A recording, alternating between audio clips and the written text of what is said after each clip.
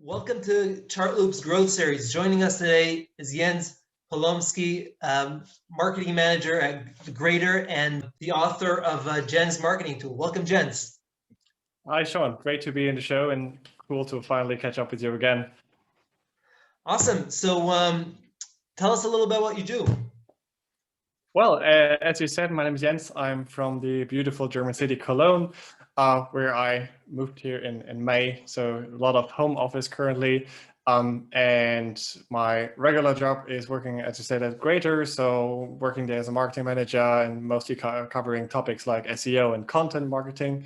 But also, as you probably know, in marketing, you always have your hands in different projects. So really diverse and really interesting there. And since I'm passionate about marketing since almost 10 years now, or even a bit more than 10 years, I started to create my own German blog. Most of the content's in German. So talking about tools, talking about LinkedIn automation, so everything that comes to my mind. And I'm thrilled to kind of collect tools. Besides that, I'm also publishing quite frequently content on LinkedIn, where kind of our first connection also started. And that's basically the thing. So I'm really passionate about the whole tools topic. So whenever somebody needs a tool, they probably ask me. Totally. No, that's really, really cool. So, but tell me, what would be your approach in using organizational charts to build your marketing strategy? Well, when it's about organizational chart or getting in contact with the right person, I think there are many approaches. Of course, you can always use tools like hunter.io to get the CEO's email and spam him and hope for an answer, or just add him on LinkedIn. But when it's about contacting people, I like to go more on the tactical approach. So when you have an org chart like from your tool, you can really see, okay, who can help you get you to this goal, to this one person. So I usually use tools like that to see, okay, do I already have connections in this space? Maybe I have someone who can introduce me to someone else who can then kind of move me up in the company. And of course, this takes a little bit more time and more effort. But from my experience, it's more in the long term. You build up connections, you build up relationships, and this is what in most terms might even quicker get you to the goal than just sending out emails, like hundreds of different emails to the CEOs and hope for an answer.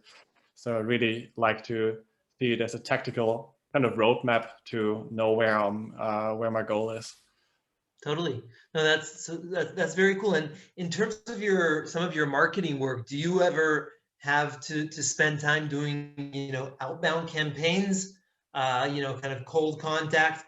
And I know maybe in, Germany and Europe, there's GDPR and all kinds of things. But what would be your approach in kind of, going cold and like kind of like your step-by-step process to building like a high quality campaign? Usually I don't do that much outreach, or also not that cold outreach. Of course, for some side project for my own blog as well. Of course, I want to, in the end, create links, create reach. So this is something where outreach is also part of. What I always try to do is kind of see, I really value the time of the other person. So I try to deliver value, not just asking for something, but also try, okay, can I give something to this person? Or did I have previous contact with this person and I can build up on something? So I always try to build up on something or provide like value. When it's about, I don't know, getting a link from an article, I try to see, okay, what are they covering? What are they interested in?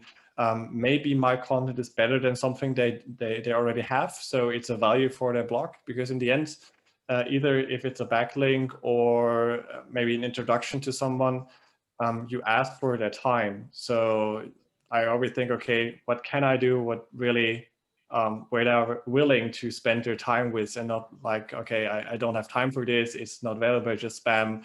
People asking me all the time. and just delete the email. So I always try to get a really personal approach on that. Totally. No, I love you're very qualitative and really thinking, putting the other person first. So since you're a LinkedIn pro, I think you have over 5,000 followers. If there is a LinkedIn tool, you've used it for sure. Probably in beta. So what would you recommend? If I'm a marketer or I'm a seller, how do I build my individual presence on LinkedIn? Sadly, there's no secret plan or no shortcut for that in my experience. So I can tell you how I started. Basically, what I did, I talked about things I care about, what's interesting to me, and what I consume on a daily basis anyway. And over the time, I did some tool tips, I did some research or some postings about latest trends on LinkedIn, on Google, on SEO, whatever. And it kind of moved along the way that people tend to have more interested in one specific topic. So I focus more on that. But what really helped me is that I never had to sell something on LinkedIn. What I did was always providing value. So when I talked about Chartloop, for example, it wasn't because you paid me. It was because, okay, that's a really cool tool. That's, for me, was really unique. And I really like the whole system you've built so far. So that's what I wrote about. And I think that's what people also feel when they read postings, that you don't want to sell, that it's not sponsored or something.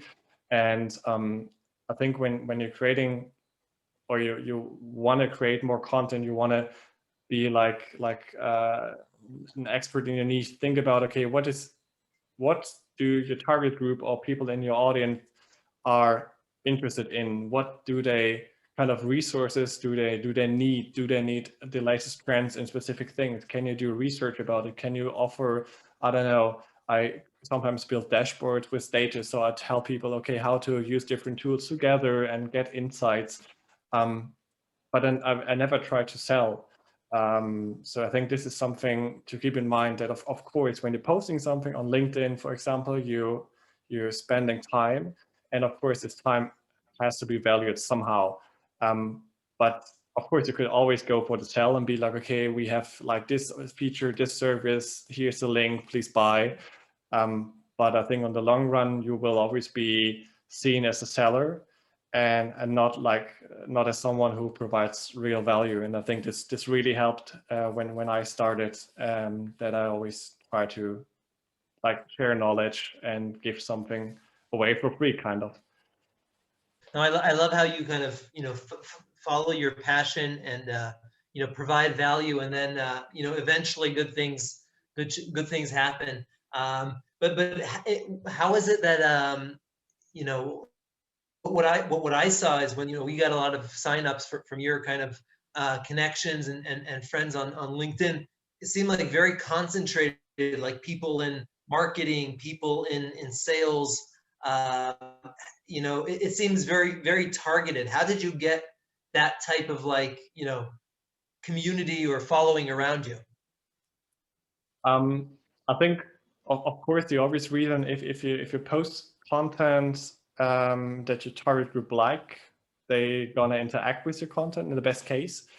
And so the next content or the next piece, probably more people are going to see, and if people like, of course, it's gonna get shared and so on. But what really helped me, and I think this is something not many people do actually, when I post something, at some point at LinkedIn, your postings getting to the second degree level. So people who are not connected with you, and this is where it gets interesting for me, because I check them out. So I see if people from the second degree level like my postings, maybe commented as well, and if they fit my target group. So if they're already interactive with my content, so they're probably interested in my content, and they're Right. probably interested in the next piece and the next piece after that. So this is how I grew over. I think I started like a year ago or something with that. So already always added like new people to my network. And I always had the catchphrase open, or I mean, I always had the conversation starter there, because I can always say, okay, you like my content. If you want to see more, let's get connected. It's simply as that. But it worked quite well, and got a lot of good conversation out of that. And I think this is how I really kind of from a really small target group grew bigger and bigger, because I always interact with the people who actually like my content anyway. Nice. That's a very, very good strategy, and really keeps it qualitative, and builds some real long-term relationships. So you're kind of on the cutting edge of everything tools related, marketing, sales, data. What do you think about the future of product building? So, for example, at Chartloop, we're trying to adopt this product-led approach. So there's a free tool, a basic free tool you can use, and then if you like it, you can kind of go from there. I mean, the old school would be like, have to sign up, buy it before you even try. What do you think of, like, the future of just some of these enterprise tools, how people will build them? I think if you've probably seen the kind of graphics where they show all the tools that are currently out there. I think MarTech database or something. So you see, like, every year they're getting more and more tools, more and more people are able to build tools, and it's getting bigger and bigger. It's crazy. So I think the kind of freemium approach is something many tools go to. And I think just a few weeks ago, I read a really interesting article where I can't remember the author, but it was like, okay, maybe the next step would be something like tools are completely free after all, but you're kind of charging per, like, simply like you do. So you charge per use, more like not on a feature base, but more on a usage base. So I think there was one example where a CRM actually charged for per contact, kind of, or per contact base, instead of per feature or per account base. So I think the more tools are getting out there, and it's getting there on the daily basis, basically, the harder it gets to kind of be on the market leader and to build your audience, and the harder it gets to get signups. So I think the whole tool space and product space gonna evolve in that, and I think small tools gonna have it harder and harder in the future, because they're at some point there are tools for everything. Of course, there are always new perspectives, new angles for problems and solutions. This is what's so fascinating about tools for me. But of course, you have to have like a first push, and I think this is something where already many products struggle, where they kind of maybe develop in the wrong direction, or just don't get the right growth in the beginning. But I think there will always be tools. There will always be thousands of tools each year, probably. I think it's hard to say, okay, this is how it develops. But I think there will always be trends, and there will always be like market leaders who kind of show how it's get done, and tools will follow. New tools will adapt to that. So I think it's quite hard. But how do you see the tool space in like a few years? Yeah, it's a fascinating question. Well, definitely users want to get their hands on things first to kind of assess them before committing to anything. So product-led really is very much like we think is the way to go, even in enterprise, right? So yes, with Chartloop we sell enterprise licenses, but if you get 2, 3, or 4 or 5 people in a company using it, and then they become like your advocates, and they're super excited, and they're like, oh, let me introduce you to my manager. So versus kind of coming in from the outside, it's much easier that way. And then there's also this whole motion of like you said, like consumption based tools, especially the ones that relate to data. We're seeing a lot of those also with like a lot of products now are just becoming APIs, right? So there's trends with things like, Twilio, or like just cloud, like AWS. You're paying for your usage. Yeah, so those are definitely some trends that we're seeing, and we're trying to also build that, and also like connect like the product also in terms of like the other kind of the marketing end of this, like content. Like we try to invest a lot in like tutorials and like interviews, just like we're doing here, right? Because it helps like the users, they want to learn more about how to use the tool, how to improve it, how to improve their own work, and kind of to live where the people are, and yeah, so that's how we see it on our end. Cool, thanks. This is great. You should be doing the interview yourself. I think it will be a lot more interesting. No, this is great, Jens. So maybe to wrap up, you see hundreds of tools. Give us your top 3 favorite tools that you like use every day before you brush your teeth. Before I brush my teeth, there are a lot of more than 3. I think, well, from a personal workspace, but also when I work at Greater, I really love Notion as my kind of, I think some people online name it like the second brain. So Totally. it's like, if the people who are just currently watching it haven't seen Notion, you have to check it out. I think the landing page is quite self-explanatory, but I love Notion because I have all my data in there. I got my content there. I got my bookmarks there. I got my content planner for LinkedIn there.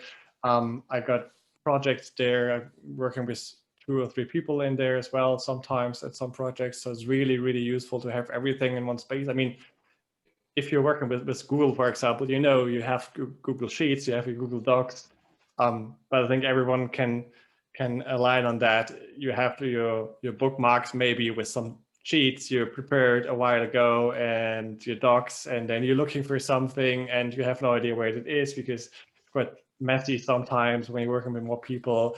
So this is what I love about Notion, that you have really everything in one place. You can connect everything each other. Beside that, when I work with LinkedIn, actually, there are several tools that save me time to actually type content or type replies, basically. There's TextBlade. This is one tool, but also the other one is Firefox. So it's more like an HR-based tool. But what both of them are doing, you can kind of create your own templates for Responses. content, and yeah, you can just really quickly save time by getting your text blocks pre-saved. Of course, this can be abused by spammers to just reply with the same question over and over again. But if you use it on a quality side, you can just save a lot of time, because you have like this. For example, I have this text blocks where I kind of greet new people to my network. When they ask me for a request, I ask them why they're asking me. So this is something I type on every day without kind of outreach thought. And this really helps me. I think the last time I checked it, the tool said I saved like 80 hours for typing. So Nice. this is huge. So this is something. And since I'm as a marketer, of course, the whole Google workspace kind of. So analytics, I'm a huge fan of Google Tag Manager because it's so easy to just analyze everything. So of course we have our Google Data Studio, the Google Analytics. So we to be sure everything is running as it should be. It's really, really nice. And especially at Greater, we kind of, or let's say it this way, the companies I worked before, Google Analytics was always there, but now at Greater, it's like a whole different level. So I'm always excited how much I can get out of there, and it's so cool. So I think this would be probably some of the tools I use on a daily basis. Nice. Yeah, but there are more. Okay, great choices. And as a pro, I'm sure you've seen them all, and these are good ones. I'm going to definitely check them out. Who's a tech leader that you follow? Who inspires you? It's hard to name like one person that inspires me. I love especially on Twitter, that you are able to kind of build lists from your audience. For example, Glenn Gabe is someone who always share the latest SEO topics. We got a few people who are sharing LinkedIn topics. Matt Navarra is great when it's about kind of everything what is about marketing, social media, so on.